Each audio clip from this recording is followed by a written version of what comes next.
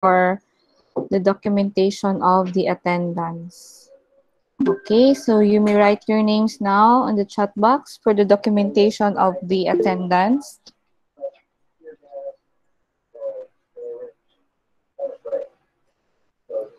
So this day we will going to have review on immunology and also on epidemiology. And next meeting, you will have some activities. So we will have a meeting discussion today so that on Wednesday we will have a group activity only. Okay, so we'll start our session with a prayer. Let us put ourselves in the presence of God. In the name of the Father, the Son, the Holy Spirit. Amen. Almighty loving God, we thank you and we glorify you, Lord, for everything that you have given us, for giving us rest during the weekend and to start our day, to start our week today, Lord. We give you thanksgiving as we embark with new learnings with our subject. We offer this to you, O God, for your greater glory and honor. This we pray in Jesus' name. Amen. In the name of the Father, the Son, the Holy Spirit.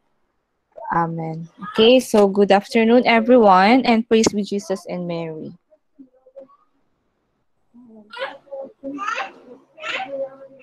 Okay, so we're only 28 at this time. It's 12:01. We're missing 5 students, I guess. So, okay, please tell them to join our session also.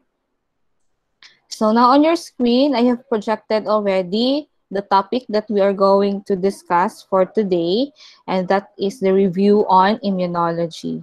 And at the last portion, we have also review on epidemiology. Okay, so this is already in PDF copy, and after our lecture this afternoon, I will send it to our Google Classroom. Okay, so let's begin now the discussion. As you have seen in our screen, it's a review on immunology. So there is WHO or World Health Organization.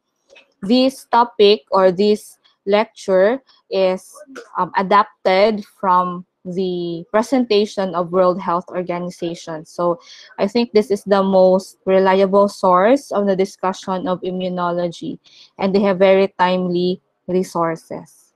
Okay, so let's move forward to the divisions of immunology. So we have here adaptive immunity, innate immunity, infectious disease, which is our subject.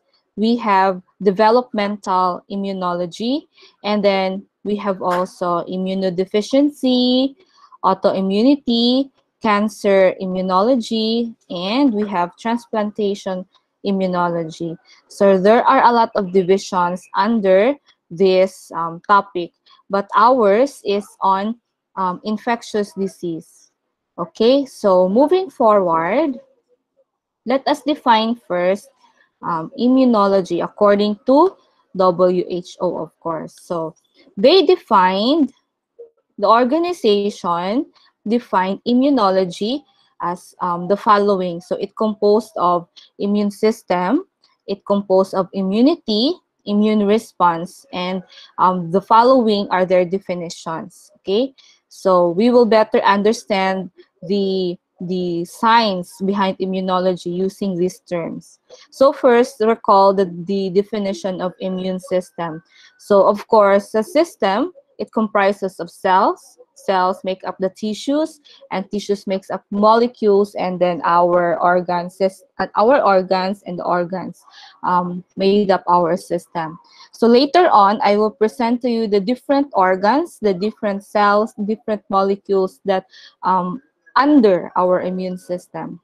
And then we have also immunology, so study of structure and function, of course, of the immune system. And then immunity, this is on our body, the resistance of a host to pathogens and their toxic effects. And then the immune response, it is the feedback or the collective and coordinated response or feedback of our body, the host, against the foreign substance that comes inside or that pass through the barriers of our body. So this immune response, as stated here, is mediated by the cells and molecules of the immune system. Okay? So moving forward, I know we are all aware of the roles of our immune system. So these are just general roles of immune system. First, we have defense against microbes. So definitely it involves defense against pathogens. It includes also our infectious pathogens and opportunistic pathogens. And then we have defense against the growth of tumor cells. So our immune system, as part of the division a while ago, it has also a defense against tumor cells. So we have their defense in the development of cancer.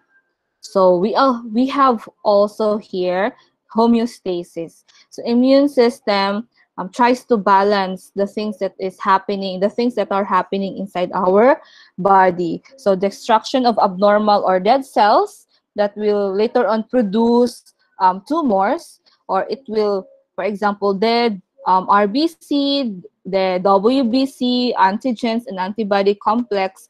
It destroys the immune cells or our immune system organs, destroys it to produce homeostasis. Okay, and then moving forward, so this is what I have mentioned a while ago. Our immune system is composed of three parts or three divisions. First, we will talk about organs, and then later on we will talk about cells, and then we will have molecules.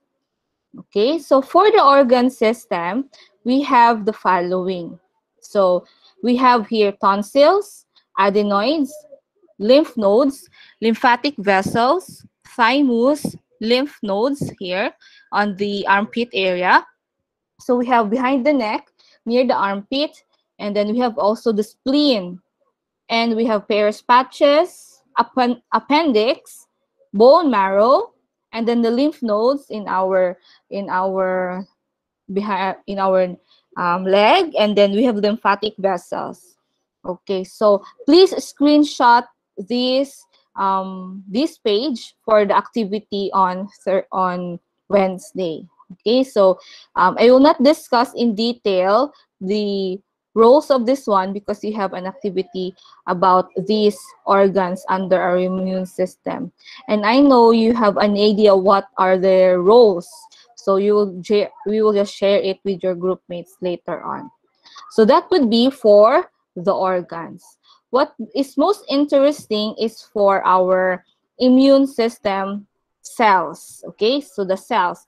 We have here from letter A to letter M. So our picture here shows us the differentiation, how our cells originated, starting from the bone marrow. So the bone marrow, if you just take down notes, this is the site in the body where most of the cells of the immune system are produced. So they have immature, or what we call as the very famous stem cells. Okay, so from that bone marrow, it produced letter B there, the stem cells. So these cells have potential to differentiate, to mature into different cells in the immune system, such as our letter I to M there, letter C, and letter D.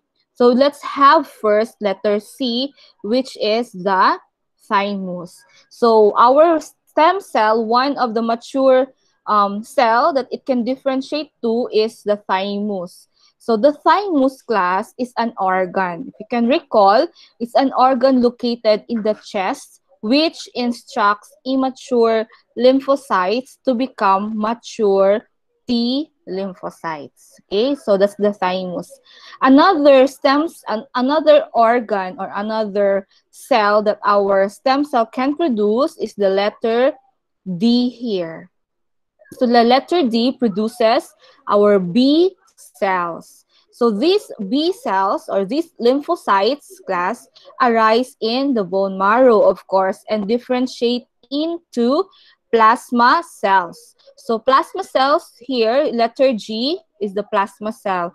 So again, the bone marrow can move forward to being a stem cell, and the stem cell can become a B cell, and this B cell can become a plasma cell. So the plasma cell, this develops the immunoglobulin for serum and secretion. So the immunoglobulin here we have IgG, IgM, IgE, and IgA.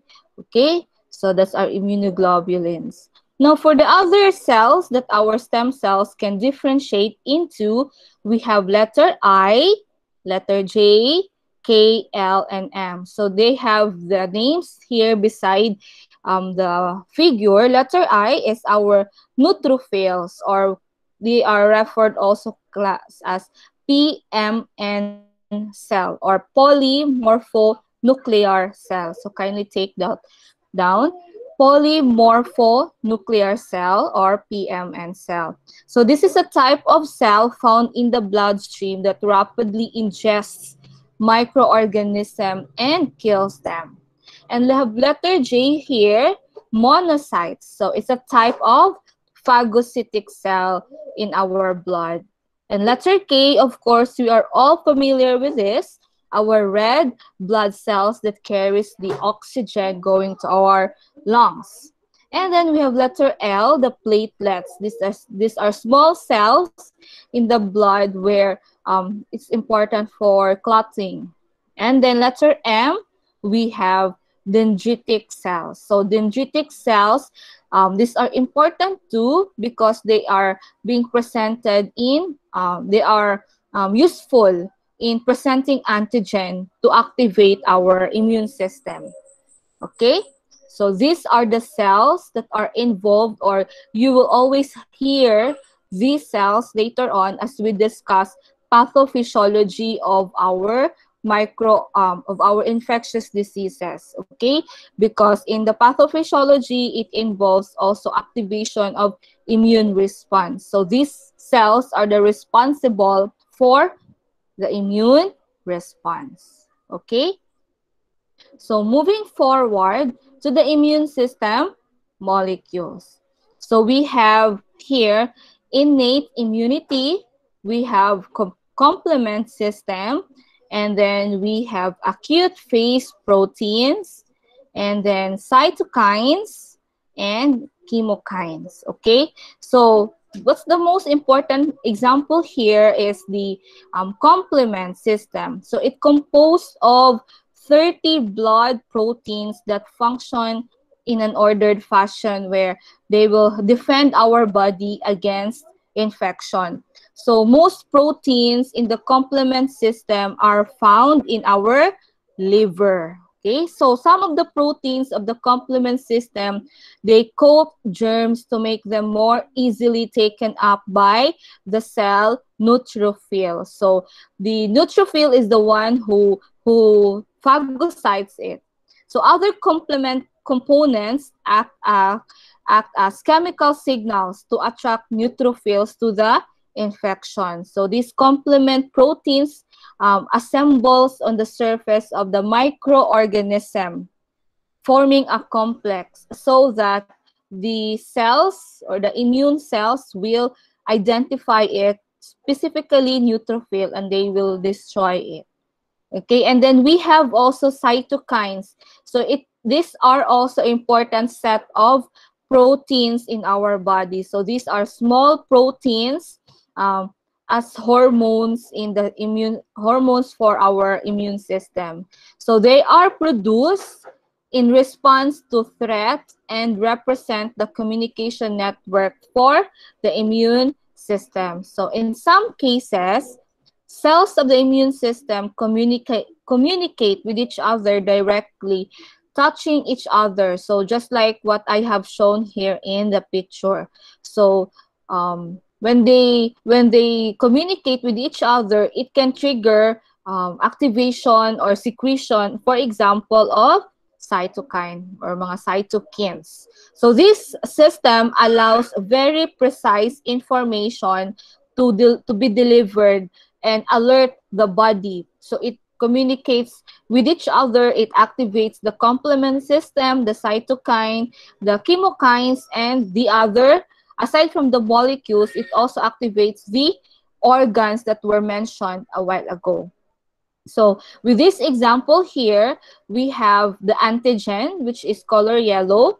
And then after the presentation of antigen, the antibody responses, and then there would be complement cascade. So this is the detailed process here where activation of molecules and cells is are presented. And then at the bottom part, it causes the cell to burst. The cell will swell first and burst, and therefore it will expose its components and eventually die. So that is the summary of how it activates, how they communicate and activates immune response.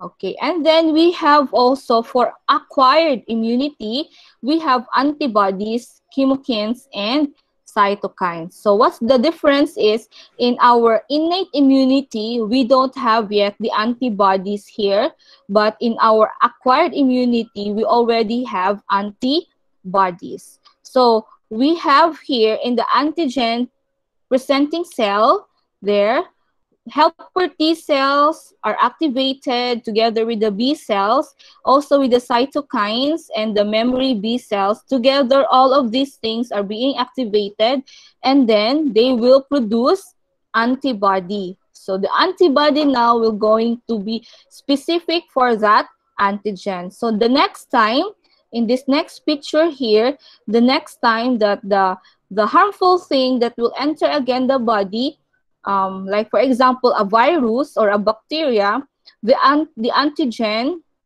the same antigen it carries, will activate our antibody that was already prefabricated in the first exposure. So these antibodies will now recognize the antigen from the bacteria, from the virus, and eventually it will do the information cascade, and then they will attack this harmful thing. So the immune cells, the immune molecules will attack the harmful things, and that's how the immune response work out. They will try to kill these bacteria and viruses inside the body.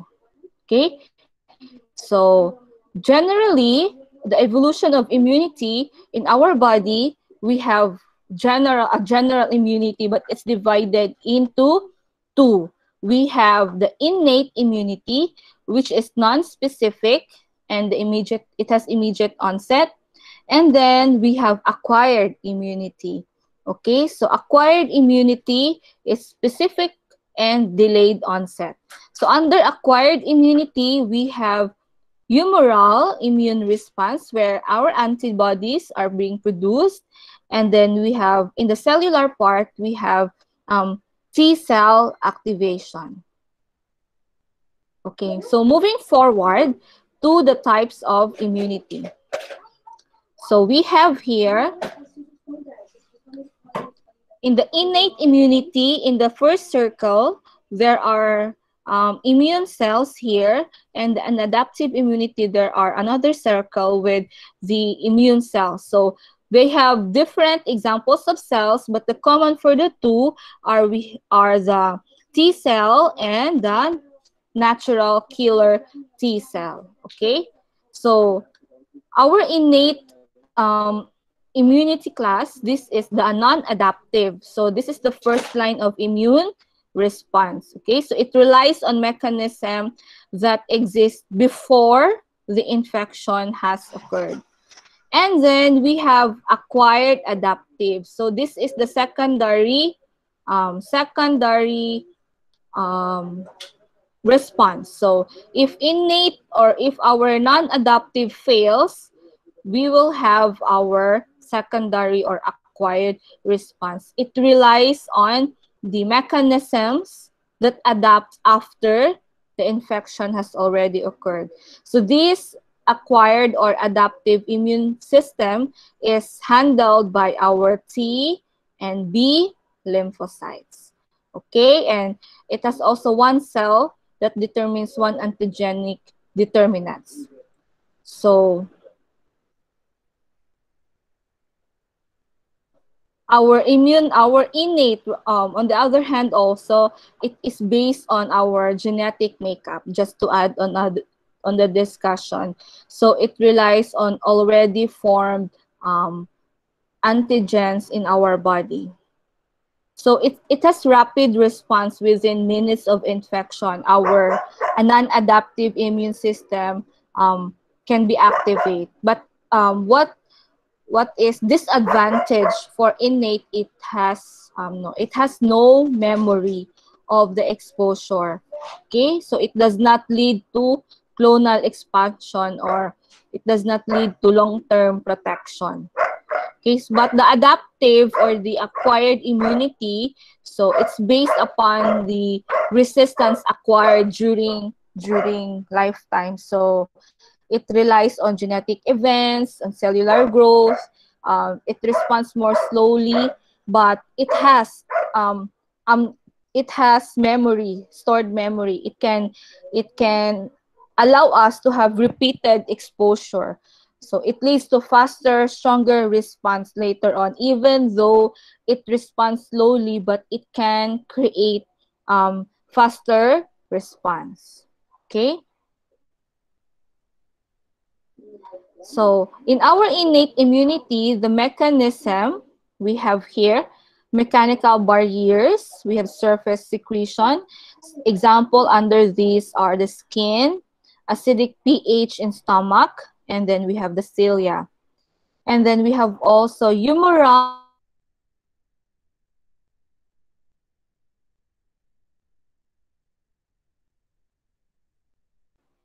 interferons. And then we have cellular defense mechanism that was mentioned way before. There were natural killer cells, eosinophils, neutrophil, basophil, and mast cells, and the monocyte, and macrophage. And then we have also the adaptive immunity here.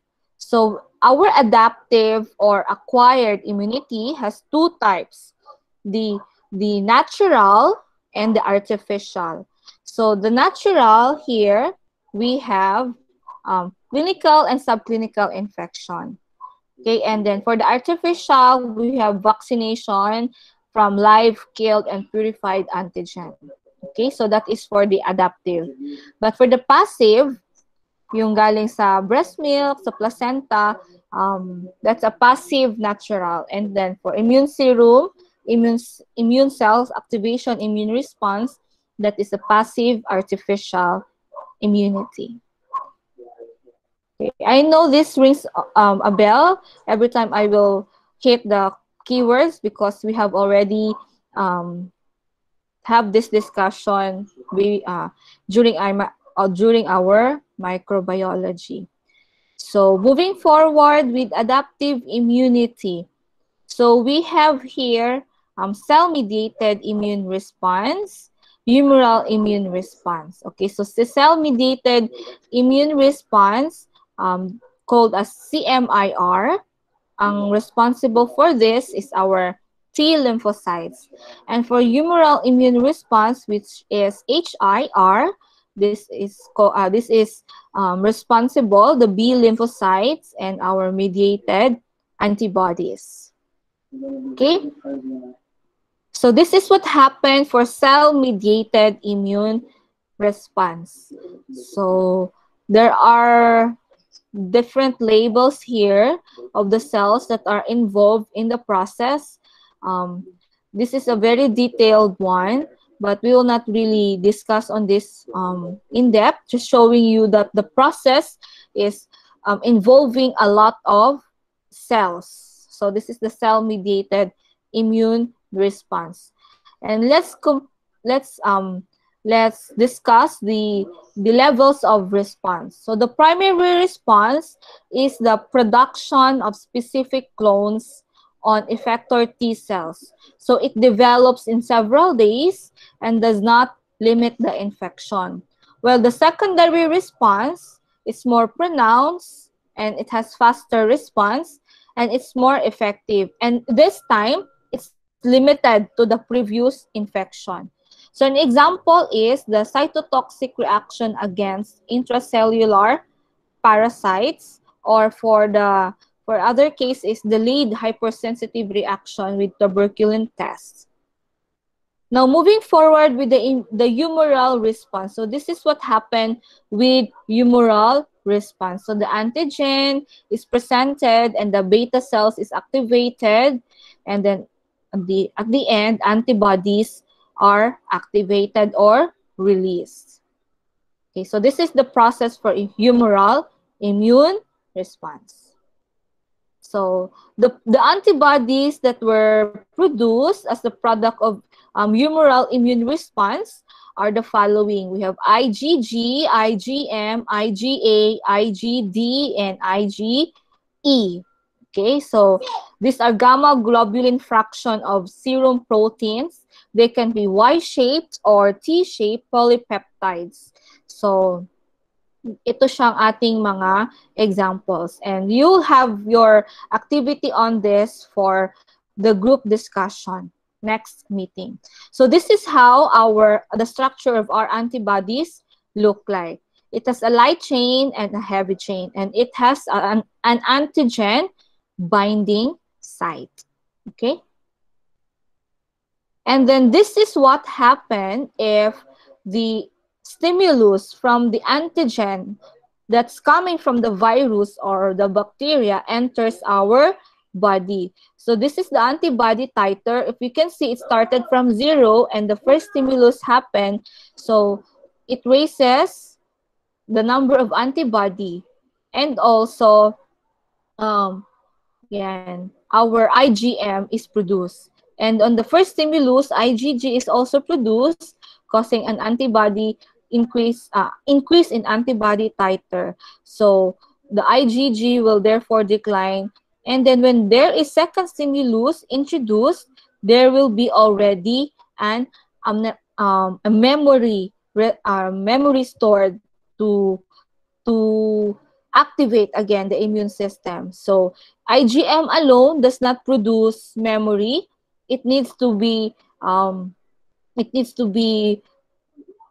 collaborated with IgG to produce a memory and identify the second stimulus as parang previous enemy niya, na meron na silang nagawang bala for that, and that's stored into their system already, or meaning to say they have developed a specific ammunition for that antigen. So the antibodies has already prepared for that.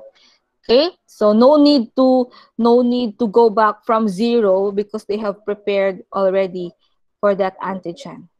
But this immune response, though this is very specific and complicated and comprehensive, it also fails.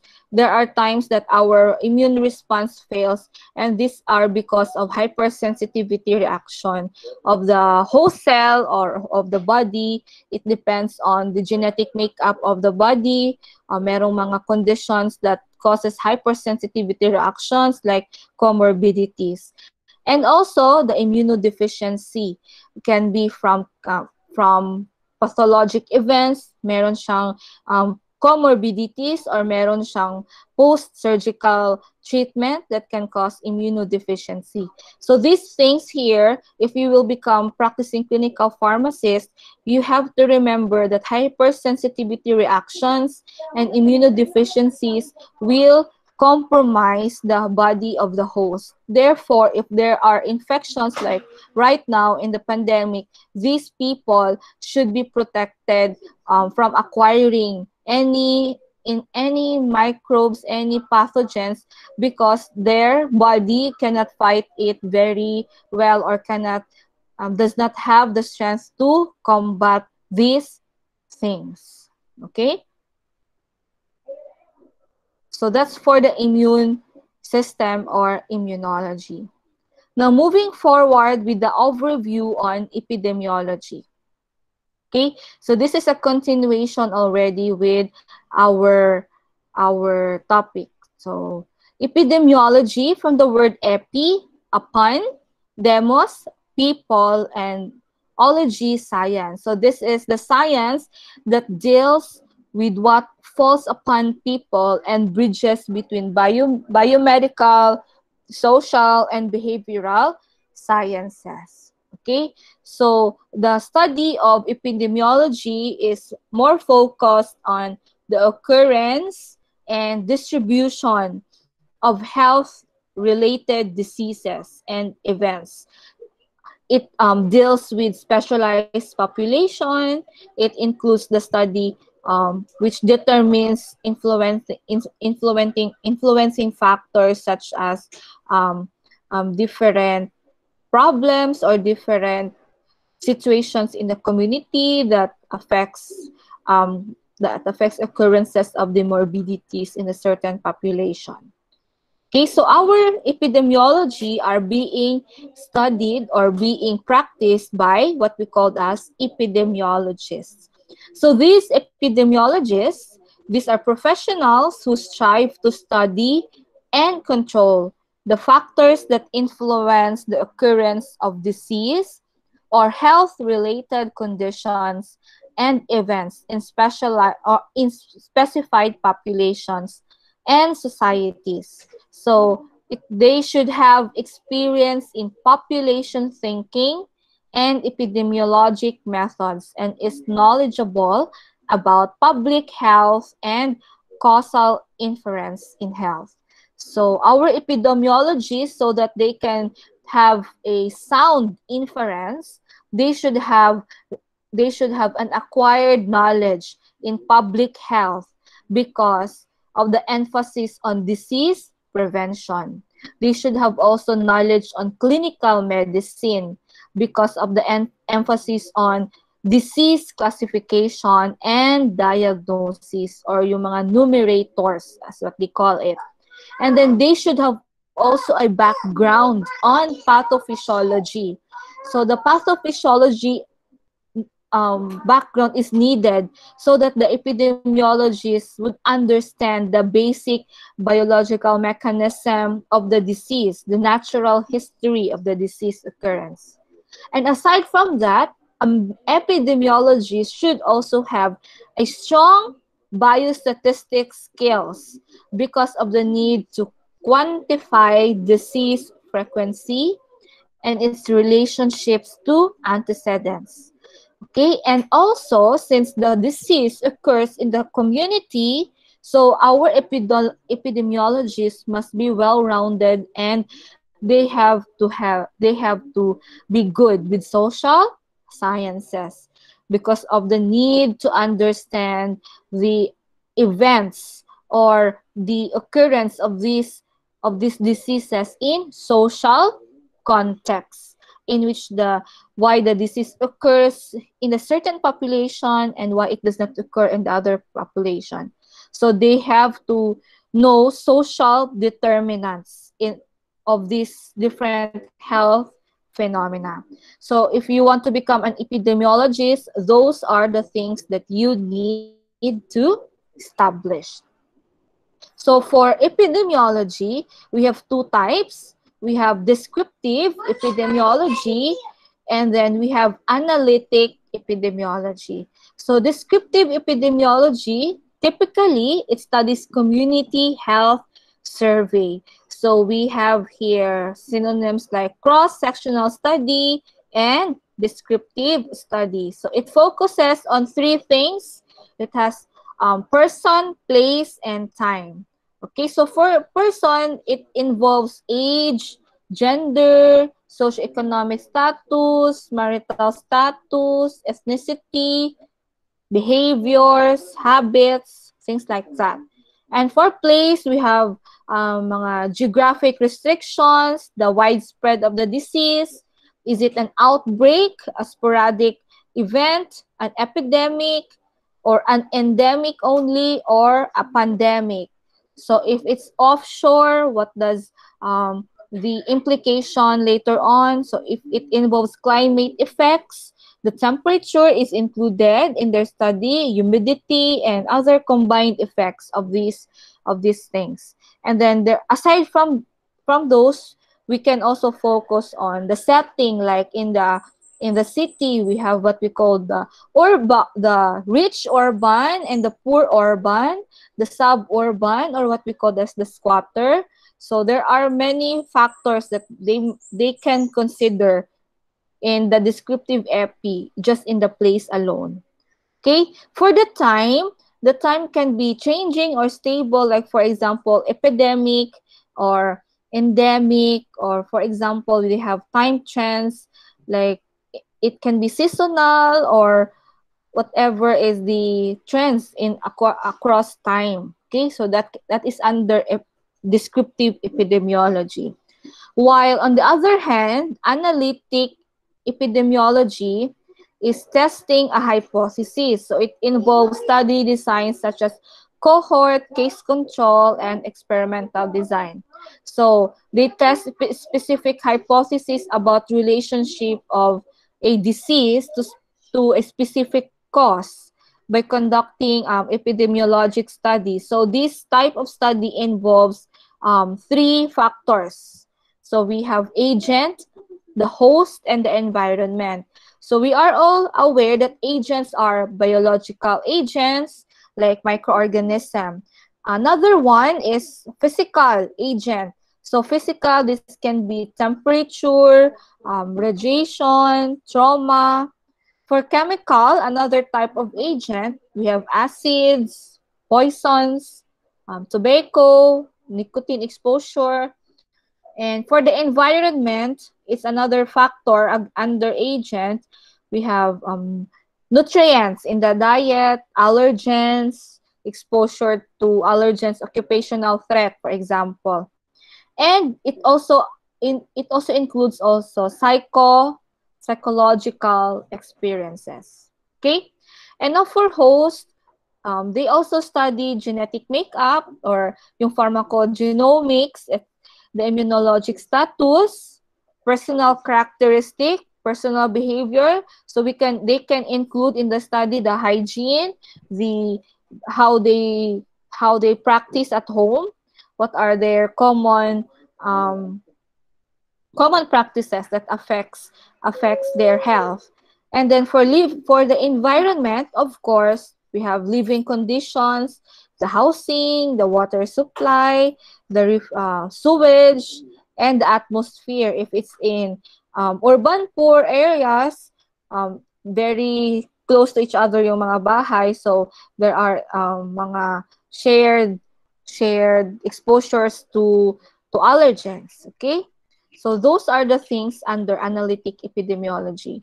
So if you become a clinical pharmacist, most of the time we are participating with analytical epidemiology, or we are under a team, like in a healthcare team, we are under research that commonly involves with analytic epidemiology. Okay, so our epidemiology class is very helpful in problem solving, especially right now in our situation. So it helps in integrating principles. So the first principle that can be integrated is information science. And then we have also integrating principles about environment or the complex of system. And then the third one is about professional practice area. So these all are locked in together to help solve problems in our community. And if you can observe in the practice right now, there are a lot of people that are being employed or being team as one and act as epidemiologists or help to solve the problem of the COVID-19.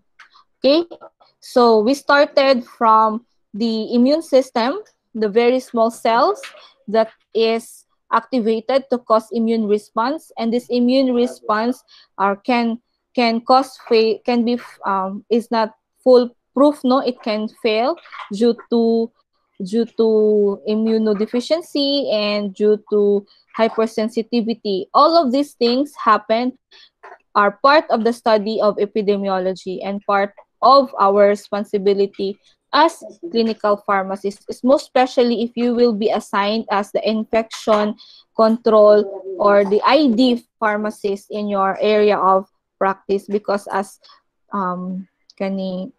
declared or as required by PhilHealth, there should be one infectious disease pharmacist in every hospital. And these things that we have discussed this morning, these are all part later on of your job as an ID pharmacist. So that ends my lecture for this morning. Now the floor is open for question and answer or for feedback. Any questions regarding the topic that were presented? Simulan natin sa immune system.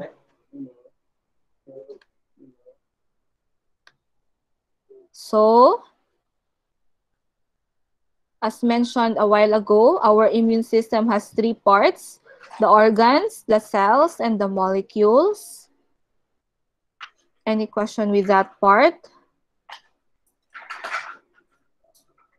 Okay, wala. Walang sumagot. How about, sige, let's go back with the immunity or the type of immune system. Here. We have another, you have specific activity on this on Wednesday. So this is on immunity. So saan nabilong ang ating vaccination? Doon siya sa acquired, artificial. Sige. So if you won't answer, sige, later na lang in your group discussion, you have the time to talk. Okay, and then another thing that we have discussed is our epidemiology and epidemiologist. Okay, so I hope one of you will become epidemiologist later on. So I will upload this PDF in our Google Classroom today so that you can study this, and by Wednesday, we will meet for a short time just for the group activity, and the rest of the time you will discuss by group just like what you did last week. Okay?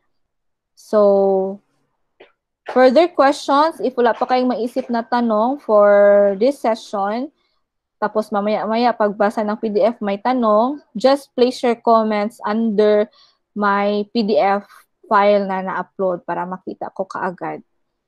Okay?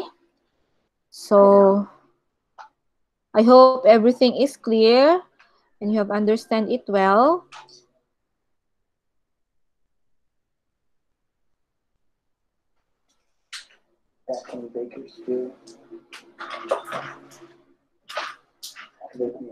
So that would be all for this afternoon. Thank you very much, everyone, for listening. Hello, ma'am. Thank you, ma'am.